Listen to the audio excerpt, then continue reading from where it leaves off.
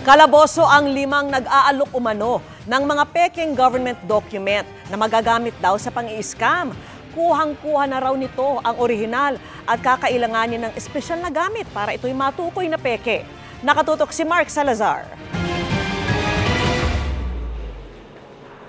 Na-master na ng husto sa Recto Maynila ang paggaya ng mga government documents. Tingnan nyo naman itong mga fake driver's license na nakumpiska kanina sa pinagsanib na operasyon ng LTO, PNP at DILG. Kung nasa kamay na ng motorista itong mga fake driver's license, wala nang paraang tukuying peke ito. Maliban na lang kung may mga device ka na LTO lang naman ang meron.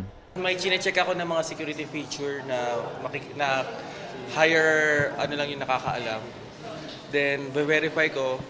Pag hindi ko nakita yun, sabihin fake na po ito. Nabi-verify natin dito through serial number. Okay. So lumalabas po dun sa system namin, invalid serial number.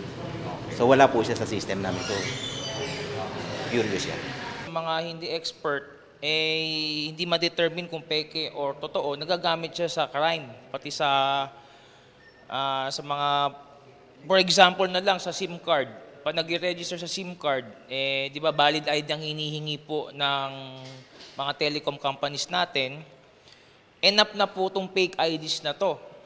Pati mga rehistro at ORCR walang pinag-iba sa totoo. Nagagamit na siya sa mga iba't ibang mga scams. Ang mga victims usually yung mga yung mga normal nating kababayan na wala naman silang capability na i-verify yung authenticity ng mga documents. Wala rin pinag-iba sa tunay ang fake land titles na ito kung sa itsura at salat din lang ng papel ang basihan.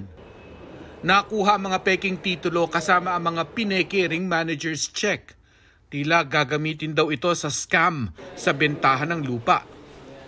5 suspect ang nadampot dahil sila ang nag-alok ng peking dokumento sa entrapment operation. Matagal nang kilala ang Recto sa peking dokumento kaya marahil ang tanong mo rin, bakit hindi sila masawata? Based on our intelligence and investigation, meron sila minsan mga hard drive din na sinasaksak lang nila. Then tsaka lang nila yung sasalpak yung pangalan pati picture nung nagpapagawa. Pagtapos lang gawin, pull out lang nila kaya wala ka na makikita. Malamang daw natutuntunin din ng pulisya ang mga pangalang nasa mga peking dokumento para panagutin din sila sa batas. Para sa GMA Integrated News, Mark Salazar, Nakatutok 24 Oras.